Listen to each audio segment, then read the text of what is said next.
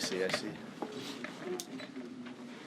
That's not the first time that you guys have had a dramatic late innings comeback. I mean, it happened quite a bit on the road trip. What do you see from your teammates and just the quality of the bats that you guys are able to string together in those moments?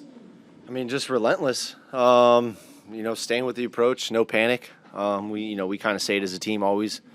Kind of just joking around, but you can't panic out there. And I think tonight was another case of that. Being down a run for majority of the game, it felt like. But there was no sense of panic. I think everybody knew like we just gotta put together one good inning, and we did it there in the ninth. Does repeatedly being able to do that kind of make it easier to not panic, knowing that you guys have done it before? Oh man, I don't want to say it's easy, but it definitely helps when it's mentioned a lot, and you have teammates alongside of you. Just hey, focus on your breathing here, stick to the approach. You can hear it from the dugout mid at bat. Stick with it, stay with the approach, and it helps a lot that a lot of the guys know each other's approach and helping keep guys accountable on staying with it. Does it also show just what can happen when you put the ball in play in that inning alone, just the ability to kind of just race all over the base path? Yeah, I mean, they kind of did it to us, to manufacture their 2 runs, a bloop and a blast, and it's a 2-1 ball game. So, yeah, I think that's the name of the game. Put the ball in play, good things will happen. You just can't hit it right at people.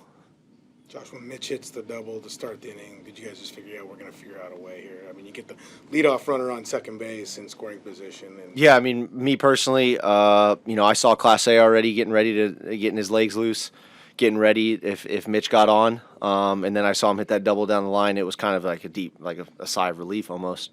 We got a runner in scoring position. We got Bliss, JP, myself, Julio. It's a great opportunity for us to at least tie the game, and then any run after that's kind of bonus points.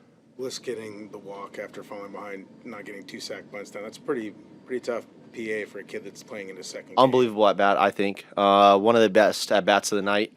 It's especially as a young guy. I mean, for any hitter to go down 0-2, it's a tough job to get on base. Let alone a rookie, and it was 2 sack bunts. I've been there before. You get the bunt sign, you go down 0-2, and now all you're thinking is, man, I really got to get this guy over because I didn't do my job. And he laid off a nasty slider, then a pass ball gets him over to third, and then he draws a walk, and you could see the emotion right away. That was a huge at bat to stay locked in there and not panic like we've been talking about. Didn't feel any sense of panic there, and draws a walk, and he comes around and scores. With Presley and the way he throws and everything's kind of moving in towards you, what is the ideal way to catch the ball? Is it like how you did, kind of out in front, get it down the line like that? Or yeah, beat the spin to the spot is kind of how I approach a guy like that. He's got a really good fastball that you have to be aware of as well. So you can't really sit on spin, but you're just really trying to beat all his pitches to the spot. And he threw a well-located cutter there, and not exactly where I wanted to hit it. I was trying to get it, stay in the air to right center on the spin coming towards me. He located it well down and in, and luckily I got it by Abreu. Saucedo comes in after being on the IL for a while, puts down the top of the lineup in the 8th there. How does that energy transition into you guys? Like, okay, now it's our time to go out. The bullpen did their job. Now it's our time to go out and win it. Yeah, I mean, I think the biggest at bat of that inning was Altuve. I think that's his. That's the one matchup that's not really in his favor. He's got to get through Altuve, and then he's got the 2 lefties. So everybody knows it. Altuve knows it. You could see, he was trying to get something over the plate. You don't want to walk him there to get a strikeout. It was, I think that set the tone for the rest of the inning. What do you think made Hunter Brown so effective tonight? Inconsistent spin is what I kind of felt. He was throwing me cutters and cutter sliders. Some of them would back up on him. Some of them would, have good cut to him. He threw me a cutter, that I ground out to third that kind of just backed up and stayed above the zone. But he also threw me a cutter that almost hit off my thumbs, inside corner. So, it was kind of just he was kind of just throwing it over the plate and letting his stuff play.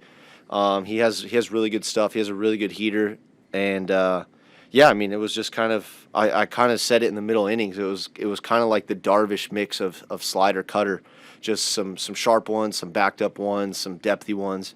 I think it was tough on us a little bit there in the middle innings. Was he throwing you guys more spin than when you faced him a couple weeks ago in Houston? Man, I don't remember. I know he broke out a sinker last time against righties, but I know I got a base hit on a heater early last series, and then it was pretty much spin and splitter. And I kind of figured I'd get that again today, spin and splitter. I don't think you'd have to check, but I don't think he threw me a fastball all game.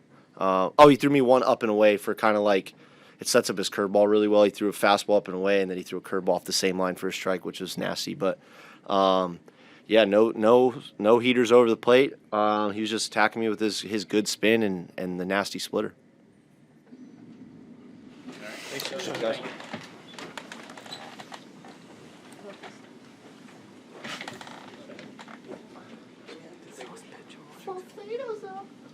I don't think so. I don't know. All right.